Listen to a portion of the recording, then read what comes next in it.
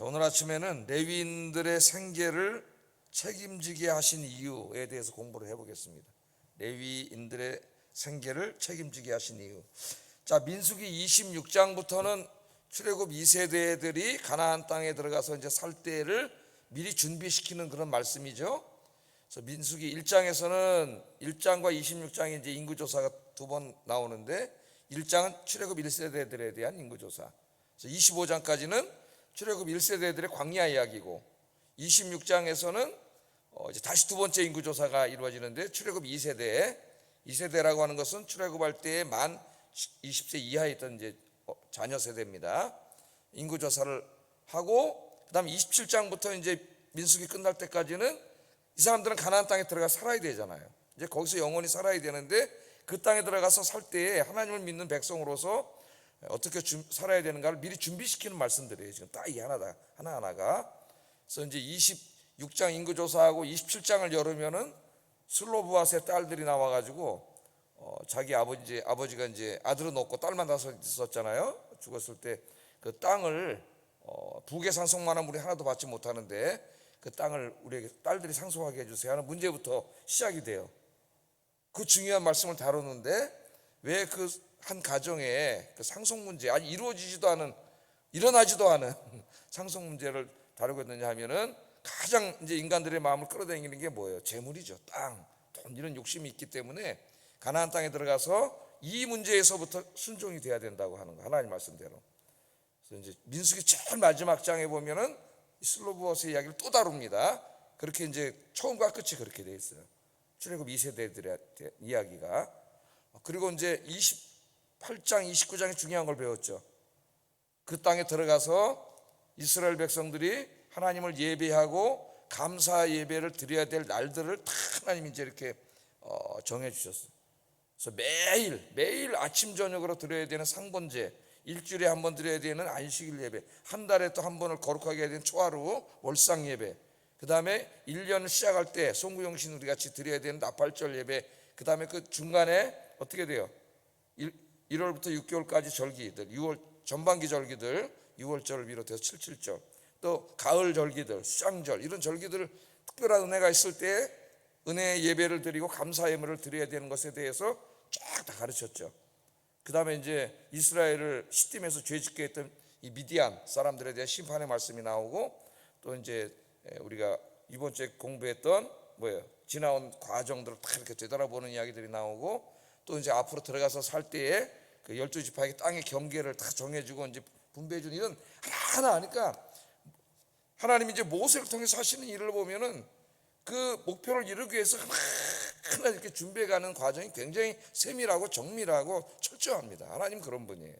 그래서 이제 다 해나가는데 오늘 이제 그런 하나하나 준비를 하는 중에 민수기 35장까지 왔는데 35장에는 두 가지 얘기가 나와요. 하나는 오늘 우리가 읽은 레위인들에게 거주할 성읍들과 또 가축을 키울 수 있는 목초지를 주라는 말씀, 이 말씀이 나오고 이제 다음 주에 공부하겠지만 9절부터 34절까지는 그 레위인에게 준 48성읍들 중에서 6개 성읍을 구별해 가지고 도피성을 두라고 하는 말씀이, 이제 도피성은 우리에게 좀 생소한 이야기인데 이것도 다음 주에 한번 공부를 해보겠습니다. 오늘은 레위인들에 대한 이야기만 한번 공부해 보겠어요. 자, 이 레위인들은 성전에서 봉사하도록 하나님이 특별히 구별하여 부른 사람들입니다. 그죠? 그래서 원래는 12지파 안에 들어가 있는데 12지파에서 뺐어요. 하나님 따로 구별했습니다. 그리고 그럼 11지파가 되니까 요셉 지파를 둘로 나눴죠. 에브라임, 므낫세 나누어서 12지파를 만들고 레위 지파는 거기서 뺐어요. 그래서 이 12지파는 오직 뭐예요? 세상 일 하지 않고 하나님을 섬기는 성전 사역에만 전임으로 일하도록, 그러니까 그게 그들의 직업이 된 거죠. 하나님의 일을 하는 것을 직업으로 삼고 살도록 구별을 했습니다. 레위인들이 원래는 각 가정의 장자들이 다 와서 하나님을 섬겨야 되는데 그것을 레위인들이 대신하게 했기 때문에 그 레위인들에게 장자에 대한 뭐를 내야 된다 그랬어요? 속전을 다 내야 된다 그랬어요.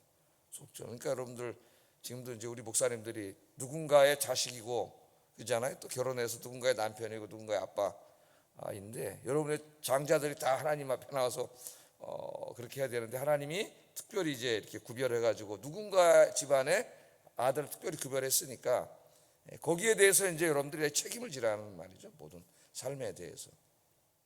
자, 한번 이제 공부를 해보겠습니다. 레위인들에 대한 이야기는 오늘 이제 현대 교회의 목회자들이나 교회의 전임으로 교회를 섬기는 그런 이제 전임 사역자들 여러 가지 일들 이제 큰 교회 가면 이제 많습니다. 직원들도 많고 분들이 다 여기에 해당된다고 할 수가 있겠어요. 오늘에도 이분들을 어떻게 대해야 되는가, 또 왜 하나님이 이렇게 하라고 했는가, 오늘 그거를 우리가 분명히 알고 우리는 하나님의 말씀대로 해야 됩니다. 하나님의 말씀. 우리나라에는 이 좌파의 영향력이 너무 커가지고 마르크스가 뭐라 그랬어요? 교회를 인민의 아편이라 그랬어요. 인민의 아편. 저 필요 없는 자들인데, 저 인민들이 고통당하면은 노동자들이 뭉쳐서 혁명을 일으켜가지고 공산사회를 만들어서 자본가들을 때려 엎어야 되는데, 교회에 저 쓸데없는 것들 목사들이 서가지고 맨날 이 고난 속에서 천국에 대한 소망을 다 심어주고, 그러므로 그리스도인들이 이 땅에서 혁명을 일으키는데 참여하지 않는다. 소망을 저 위에 두기 때문에 천국에 대한 소망을 심어주는 걸 아편을 논대요. 아편을. 그래서 현재 고통을 잊게 한다는 거예요. 그래서 목사는 다 때려 죽일 놈들. 마르크스주의자에 의하면 잉여인물이고, 그런 그 좌파 사상이 우리나라에는 인문사회과학 계통은 대학에 가면 80% 이상 90%까지 좌파입니다. 그런 사상이 영향을 받아가지고 성경에 있는 하나님 말씀보다는 그게 머릿속에 들어와 있어요. 그래서 이 교회마다 이게 잘 모르니까 이게 안타까운 마음이 있어요. 제가 볼 때는 괜히 이거 말씀대로 하면 되는데 시험에 들고 엉뚱한 얘기를 하고 그런 이야기들이 있습니다. 그래서 이걸 제대로 공부하는 게 굉장히 중요한데, 새벽에 지금 이제 적은 소스가 나서 공부를 하는데, 제가 보니까 뭐 이게 또 홈페이지에서도 듣는 사람이, 홈페이지에서 듣는 사람도 있고 뭐 하여튼 유튜브에서 듣는 사람도 있고 뭐 해가지고 한 50명은 듣는 것 같아요. 내가 볼 때 설교를 하면은 어떤 거는 더 많이 듣는 주제도 있더라고. 제목을 제가 볼 때 좀 흥미롭게 쓰면 많이 듣는 것 같아요. 어떤 거는 한 유튜브에서 한 50명 듣고, 또 여기 홈페이지 들어와서 20, 30명 듣고, 그러면 많이 듣는 건 70, 80명 듣고, 이렇게 제가 보니까 대체로 이제 안 들을 때는 뭐 한 50명 듣고 이렇게 듣는 것 같아요. 그래서 이 말씀이 우리가 바르게 신앙생활을 하는데도 굉장히 중요합니다. 안 그러면 하나님 말씀 잘 알지 못하고 자기 마음속에 시험이 들고 죄를 짓고 이럴 수가 있어요. 이 교회 상당 부분이 시험 드는 사람들이 이런 문제입니다. 목회자들의 어떤 그 사적인 삶, 대우 뭐 이런 데에 대해서 시험이 들고, 또 교회 바깥에 있는 사람들은 오해를 해가지고 뭐 교회 헌금을 내면 목사가 다 가져가는지 아는 사람들이 너무 많아. 목사가 제가 작년에도 은행에 가서 처리하는데, 교회를 진짜 한 번도 안 가본 사람이 어려서부터요. 여자분인데 이 몰라요, 재정에 대해서. 그래서 내가 이제 그걸 다 설명을 해주니까, 그러세요, 그래. 재직회가 있고 당회가 있고 다, 그래서 이게 협의해가지고 2달에 한 번씩 다 성도들한테 10원 어디다 썼는가도 다 보고하고, 이렇게 합리적으로 투명하게 되는 줄을 모르는 사람들이 너무 많더라고요, 세상에. 그냥 목사가 다 주머니에 갖는 줄 알아요, 이거를 갖다가. 교회 다니는 사람들 중에서도 즉 잘 모르는 사람들은 그렇게 시험 드는 분들이 있어요. 목사가 막 다 갖다 쓰고 막 자기 마음대로 쓰고 막 그런지 알고 있어요. 참 오해죠. 이제 물론 좀 대부분의 교회들이 목사님들에게 이제 카드를 줘가지고 목회비를 쓰게 하는데, 그 목회비를 이제 이 큰 교회 목사들은 1년에 한 몇 억 씁니다. 그냥 쓰는 거예요, 자기 사적인 건 아니죠. 뭐 이제 뭐 교육자들 식사도 하고 뭐또 만나 뭐도 하고 목사님들을 만나 뭐 하고, 이제 소위 말하면 이제 그 판공비예요. 기관 장이 되면 판공비가 있지 않습니까? 사례비 외에 판공비. 뭐 이대 총장 판공비가 이제 몇 억이에요, 다. 이렇게 그 판공비라는 거죠. 목회자에게는 목회비라 해서 그런 게 있는데, 저는 하여튼 지금 몇 년, 22년 하는데 10원도 쓴 적이 없어요, 목회비. 뭐 교회 책정한 적도 없고, 최근에 법인카드라고 뭐 하나 이제 교회 일할 때 내가 쓰고 받으니까 이걸 하나가 2개를 만들어서 이제 관리집사가 하나 갖고 쓰고 제가 하나 갖고 있는데 쓰지 않습니다. 이것은. 자, 그렇게 우리가 알면서 우리는 하나님의 말씀에 순종해야 된다. 그걸 이제 가르칠 필요가 있어요. 가르칠 필요가. 여러분 잘 알아야 돼요.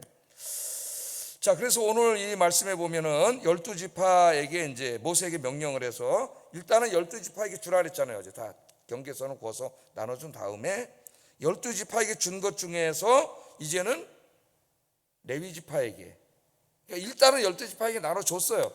그리고 그 다음에는 12지파에서 준 것들 중에서 이제 48개 성읍을 구별해 가지고 레위인들에게 주도록 하나님이 그렇게 말씀을 하셨습니다.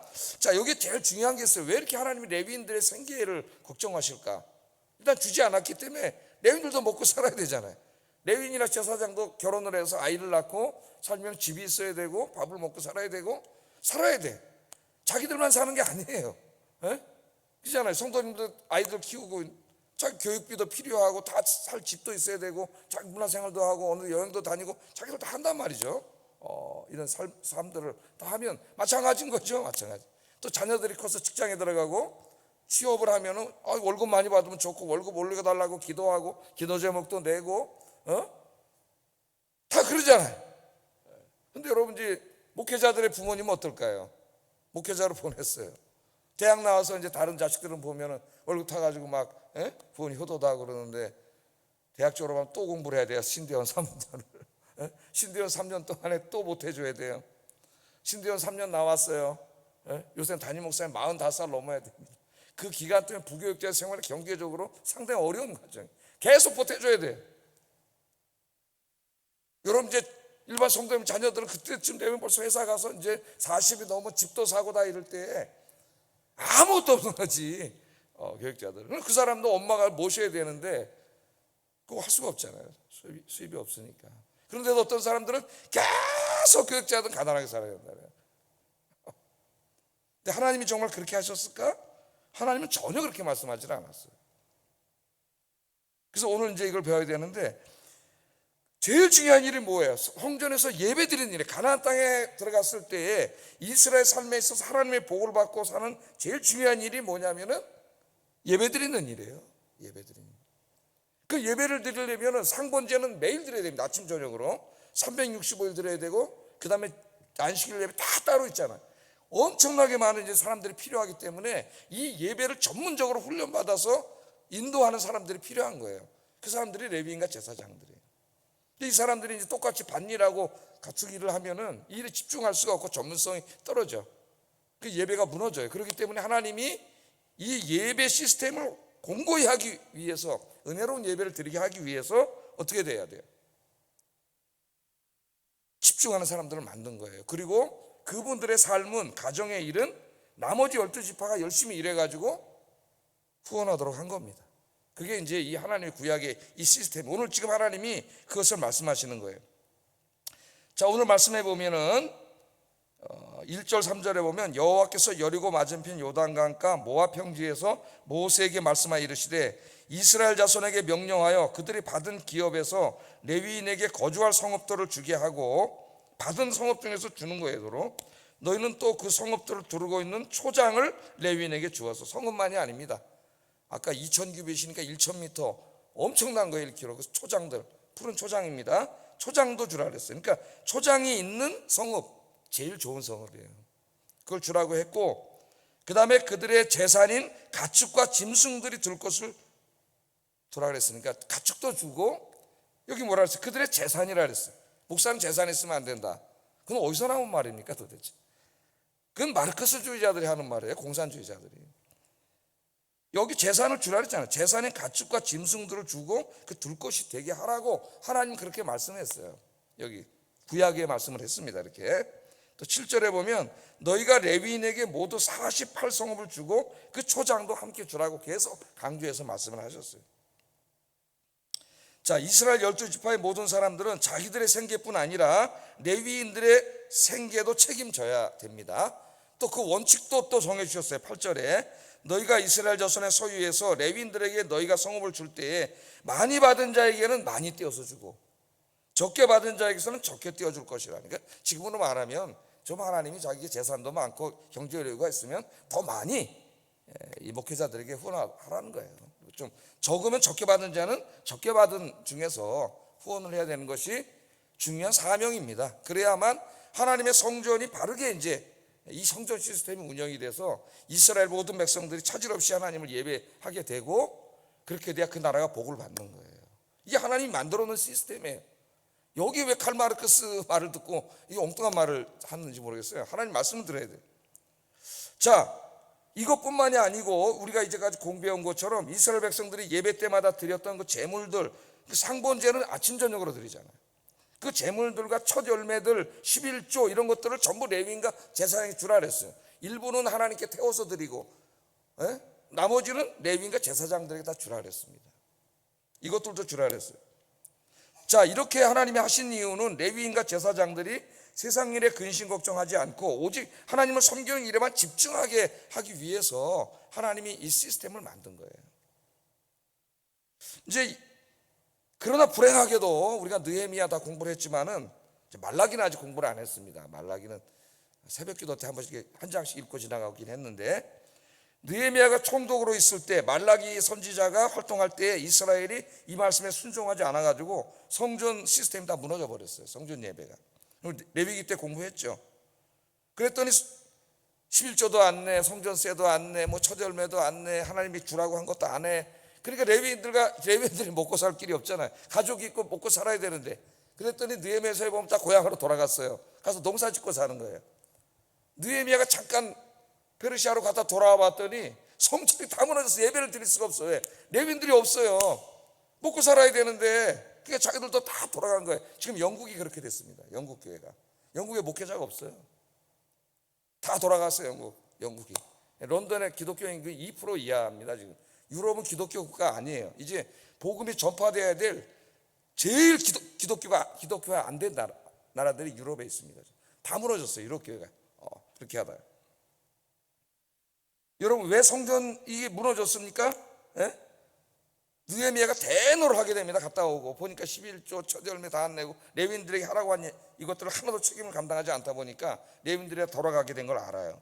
느헤미야가 대노합니다. 대노해가지고 느헤미야서 읽어보면 다 조치를 다 취하게 돼요. 다 조치를 취해서 우리 그때 공부했잖아요. 주일 오후에 성전세를 다시 내기로 결의를 하고 11조와 첫 열매를 다 드리기로 백성들이 다 작정을 하고, 그러면서 뭐를 다짐했어요? 다시는 하나님의 성전이 이렇게 황폐화되도록 하지 않겠습니다 하고 온 지도자 백성들을 모여서 회개하는 내용을 우리 느헤미야에서 공부했어요. 주일 오후에 다 다짐을 하죠. 그렇게 했더니 하나님의 성전이 다 무너져 버린 겁니다. 또 하나님이 이 시대에 말라기 선지자를 보내셔가지고 꾸짖으셨어요. 그 말라기가 같은 시대 말씀인데 말라기 3장 8절 10절 한번 읽어보겠습니다. 시작. 그러나 너희는 나의 것을 도둑질하고도 말하기를 우리가 어떻게 주의 것을 도둑질하였나이까 하는도다. 이는 곧 11조와 봉헌물이라. 곧 온 나라가 나의 것을 도둑질하였으므로 너희가 저주를 받았느니라. 만군의 여호와가 이르노라. 너희의 온전한 11조를 창고에 들여 나의 집에 양식이 있게 하고 그것으로 나를 시험하여 내가 하늘 문을 열고 너희에게 복을 쌓을 것이 없도록 붙지 아니하나 보라. 아멘. 그러니까 이 11조 이걸 잘못 설교해가지고 11조 내면 축복받습니다 이렇게 자꾸 설교를 하다 보니까 하나님 앞에 마치 11조 내는 게 투자하는 거예요. 투자하면 하나님 몇 배를 준다고 이런 식으로 설교해요. 이게 지금 그런 가운데서 나온 말씀이 아니라 그랬죠. 이렇게 11조도 안 하고 하나님 레위인들과 성전에 대한 책임을 다하지 않기 때문에 성전 예배가 다 무너져 버린, 나라가 망한 거예요. 결국은 하나님 버림받은 나라가 됐는데 이거를 회복시키는 과정에서 그 무슨 10분의 1 하나님께 드리는 게 그게 아까워가지고 그걸 안 드리냐. 그래서 이 성전 예배를 다 무너뜨리냐. 그걸 드리면 하나님 채워줄 텐데 그 10분의 1은 네게 아니야. 하나님이 이거 도둑질한 거야. 11조를 안 내고 하나님 앞에 뭘 달라고 기도해? 하나님의 걸 도둑질한 도둑놈이 뭘 하나님 앞에 와서 뭘 달라고 기도하겠어요? 이 안타까운 마음으로 하나님 앞에 얘기한 거예요. 이게 무슨 돈 내고 뭐 그렇게 하면 내가 너에게 채워줄게. 하나님 그렇게 말씀한 거지. 무슨 11조 내면 돈 많이 벌었으면 축복받습니다. 이런 그 유치한 얘기가 아니에요. 이 말씀이 하나님 이걸 강조하는 거예요. 그러니까 교회를 섬길 때에 이제 이 말씀을 우리가 깊이 생각하지 않으면 우리 머릿속에 마르크스 사상이 들어와 있어요. 하나님의 말씀을 잘 생각하고 순종을 해야 되고, 특별히 교회 이제 직분을 맡아서 일을 할 때는 자칫하면 내 입을 통해서 하나님의 말씀을 거역하는 죄를 짓고 사람 선동하고 이런 일들을 할 수가 있어요. 그래서 말씀을 잘 알아야 되기 때문에 오늘 제가 여기에 대한 종합 세트를 새벽이지만은 간단하게 가지고 왔고 이 말씀을 가르쳐야 되겠다. 목회 서신할 때도 제가 가르쳤지만 또 듣는 분들도 들어야 됩니다. 어떤 분은 그랬다 그래요. 목사는 봉사직분인데 봉사하면 되지 뭘 그럽니까? 전혀 이걸 모르는 거예요. 그러니까 느헤미야 그렇게 되면 어떻게 되겠어요? 이제 목회자 하려는 사람 다 없어지고 느헤미야 시대로 가겠죠. 다 무너지겠죠. 오늘 영국 교회처럼 유럽 교회처럼 다 문 닫아야 되겠죠. 물론 독일 교회 이런 데는 국가 교회이기 때문에 국가에서 월급을 주니까 좀 다른 경우지만은, 예? 그냥 뭐 사람이 없죠. 사람 다 무너져 버리는 거죠. 하나님이 세상을 구원하려고 만들어 놓은 이 모든 성전과 교회 시스템을 다 파괴시키는 이야기예요. 그런 이야기들이. 근데 그런 사람들 교회 여기저기 끼워가지고 이런저런 얘기를 하면서 굉장히 자기가 정의롭고 개혁적이고 뭐 이런 것처럼 하는데 전부 하나님 말씀을 어기는 이야기예요. 이제 신약 시대로 한번 와봅시다. 사도 바울이 나중에 이 원리를 교회를 만드는데 그대로 적용합니다. 그래서 복음을 전하여 교회를 세우고 교회 영적인 지도자, 목회자를 다 세우죠. 사도 바울이. 왜? 교회도 똑같아. 바울이 막 전도해가지고 교회를 세웠어요. 그럼 이제 교회가 세워지면 사람들이 더 전도되면 또 사람들이 모이다 보면 예배를 드려야 되고, 누군가는 교회 전체적으로 교회를 운영해야 되고, 예배하면 설교 준비해야 되고, 전문적인 훈련을 받은 사람이 있어야 되고, 공부한 사람이 있어야 되고, 전문 사역자가 필요해진 거죠. 그러니까 이제 그 당시에 신약 성경은 이걸 감독이라 하기도 하고 장로라 하기도 하고 다 지금 목회자들이에요. 그 목회자들을 세워서 그 일을 감당하게 한 거예요. 그럼 이 사람은 일을 할 수가 없잖아요. 그 사람 똑같이 직장에 나가서 다 일하고 뭐 언제 이걸 교회를 합니까? 그러니까 전임 사역자를 세우게 된 거고, 그 전임 사역자는 그럼 어떻게 해요? 가정이 있고 자식이 있고 애들 교육을 시키고 다 인간적인 삶을 살아야 되는데, 나머지 성도들이 헌금으로 구약하고 똑같이 하라 그랬어요. 헌금으로 해서 생계를 책임지는 거예요. 지금 이 말씀 그대로 생계를 책임지도록 하나님이 하셨습니다. 이 고린도 교회에 문제가 생겨요. 고린도 교회에서 일부 사람들이 오늘날 교회에서 어떤 그 좌파 사람들처럼 이제 저 하나님 일을 하는 목회자들이 저 돈 때문에 돈밖에 모른다, 돈 받고 돈 벌으려고 하는 거다, 이렇게 비난하기 시작합니다. 그러니까 사도 바울을 통해서, 하나님 바울을 통해 가르치잖아요. 고린도전서 9장 9절 10절에 이렇게 얘기해요. 모세의 율법에 곡식을 밟아 떠는 소에게 망을 씌우지 말라 기록하였으니 하나님께서 어찌 소들을 위하여 염려하심이냐. 그 누구에게 하신 말씀이라 그래요? 오로지 우리를 위하여 말씀하심이 아니냐. 목회자들, 과연 우리를 위하여 기록된 것이니 밭가는 자는 소망을 가지고 갈며 곡식 떠는 자는 함께 소망을 가지고 떠는 것이라. 여러분, 소 일을 시켜놓고 일 많이 하라고 시간 낭비하지 말고 입에다 망을 쪄서 못 먹게 해놓고 계속 일만 하라, 그러면 안 되잖아요. 일하는데 소의 입에다 망을 씌우지 말라고 하나님 그랬잖아요, 율법에. 소도 먹어야지 일을 하지. 근데 그 말씀 누구를 위한, 목회자들을 위한 말씀이라는 거예요. 당신은 목회자니까 그냥 열심히 일만 하고 그냥 평생 가난하게 사세요. 그렇게 하지 말라는 거예요. 하나님 그렇게 하지 말라 그랬는데 그렇게 해야 된다고 얼굴 시뻘겋게 얘기하는 사람들이 있어요. 그러면서 뭐라 그래? 농사 짓는 사람은 가을에 추수하는 게 소망이듯이 똑같다는 거예요. 그래서 일반 직장인하고 이게 직업일 뿐이지 하나님이 일을 직업으로 주신 거죠.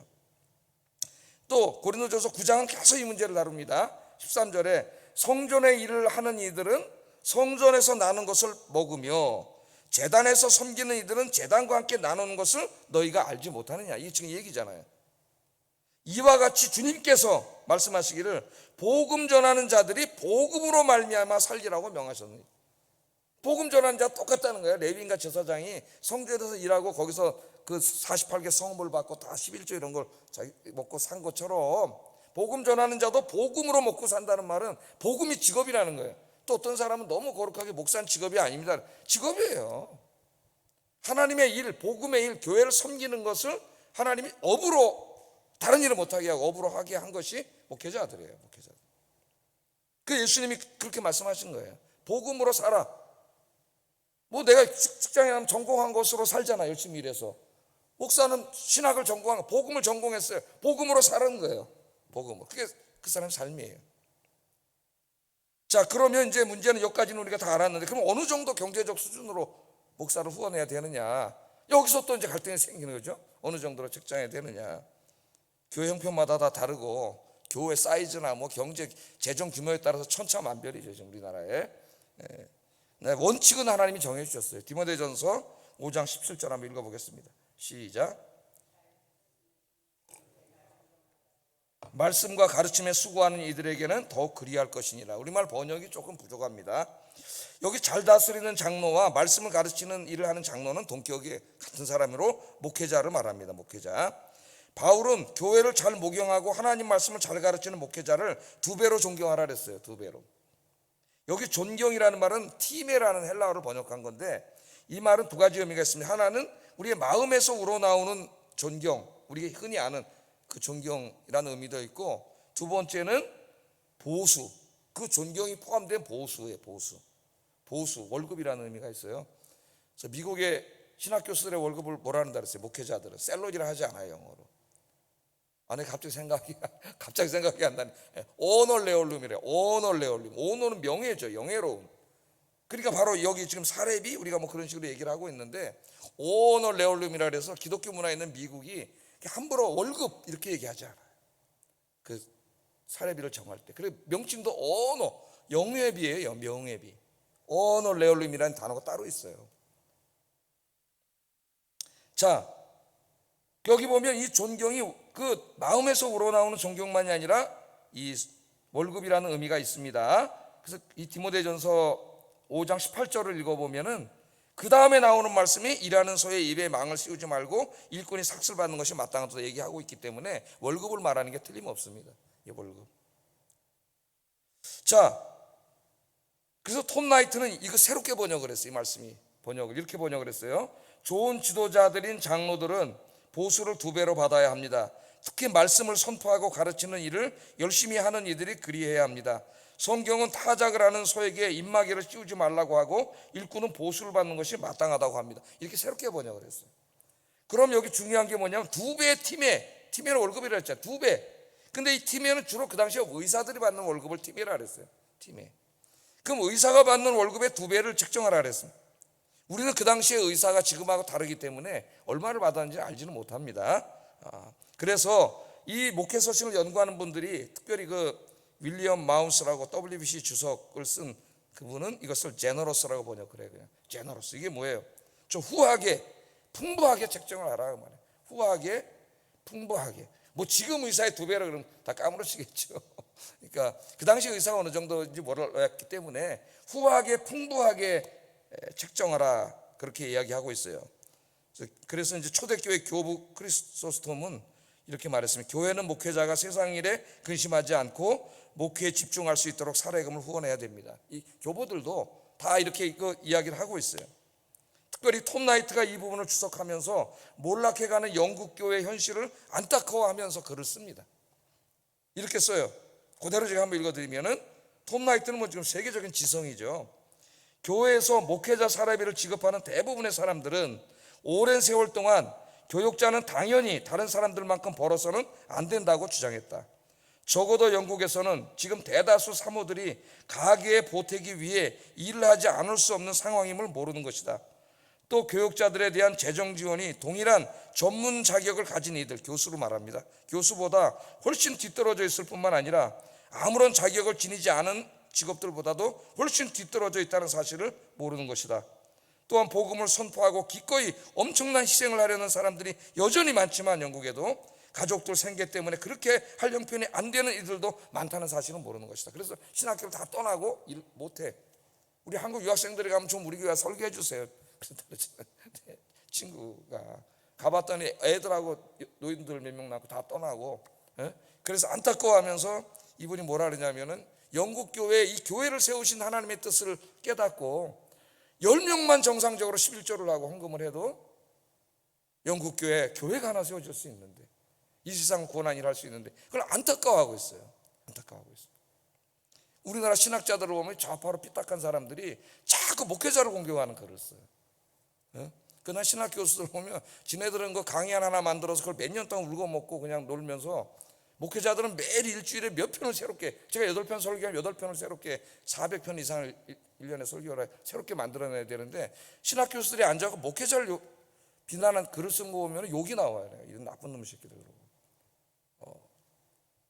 지금 이 진정한 신학자 톰 나이트가 이걸 걱정하고 있잖아요. 지금 교회가 다 무너지고 있는 걸 걱정하고 있어요. 이 외에도 목회자들을 어떻게 대해야 하는가에 대해서 성경은 계속 가르쳤어요. 갈라디아서 6장 7절에 보면 가르침을 받는 자는 말씀을 가르치는 자와 모든 좋은 것을 함께하라. 스스로 속이지 말라. 하나님은 업신여김을 받지 아니하나니 사람이 무엇으로 심든지 그대로 거두리라. 좋은 것이 있으면 목회자들과 함께하라 그랬어요. 그렇게 심는 자는 그대로 거둔다 그래서 복을 받는다는 거예요. 그 말씀이. 이거 하나님 말씀이잖아요. 히브리서 13장 17절 18절에 너희를 인도하는 자들에게 순종하고 복종하라. 그들은 너희 영혼을 위하여 경성하기를 자신들이 청산할 자인 것 같이 하느니라. 그들로 하여금 즐거움으로 이것을 하게 하고 근심으로 하게 하지 말라.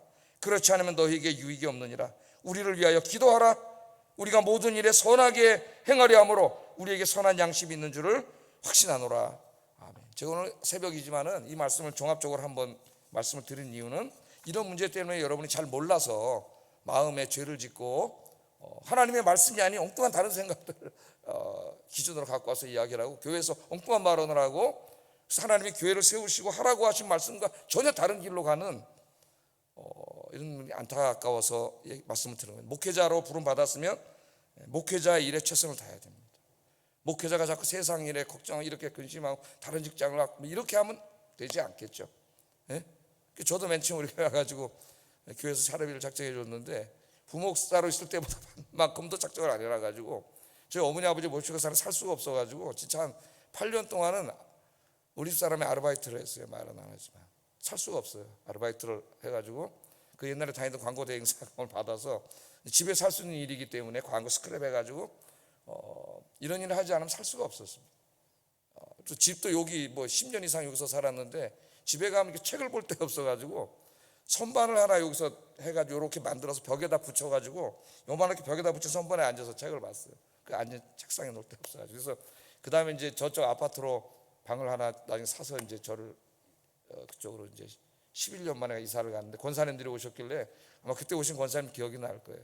권사님 목회자는 그렇게 아주 가난하게 살고 뭐 그런 게 아닙니다. 미국에서 왜 목회자들에게 큰 사택을 마련해 놨겠어요.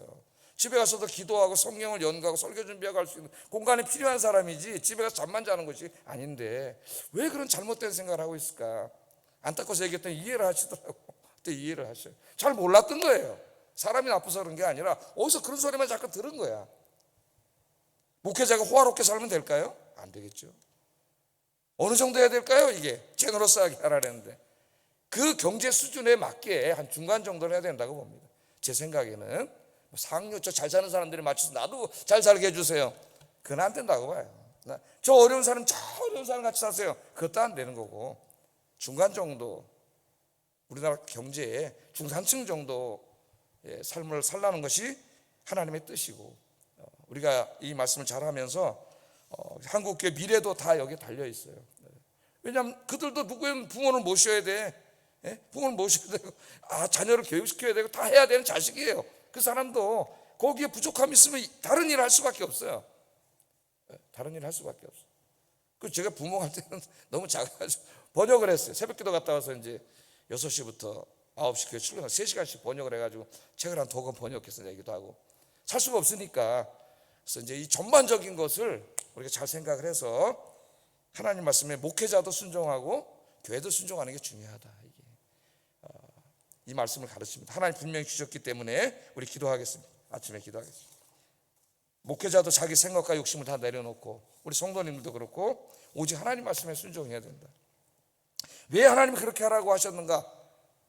그래야 교회가 튼튼해지고 양질의 좋은 목회자들이 와서 목회를 하고 그렇게 할 수 있기 때문이에요. 여러분 그래서 지금 이 목회자들이 어떻게 보면 세속화됐다고 할 수도 있는데 다 어떻게 해요 지금 사람이 많이 주고 또 대우 많이 대로 다 눈치 보고 다 그걸 가잖아요. 다 몰려요. 진짜 이 강북에 있는 교회는 목회자 청빙하기도 어렵습니다. 뽑기도 어려워요. 타락한 거예요 마음도.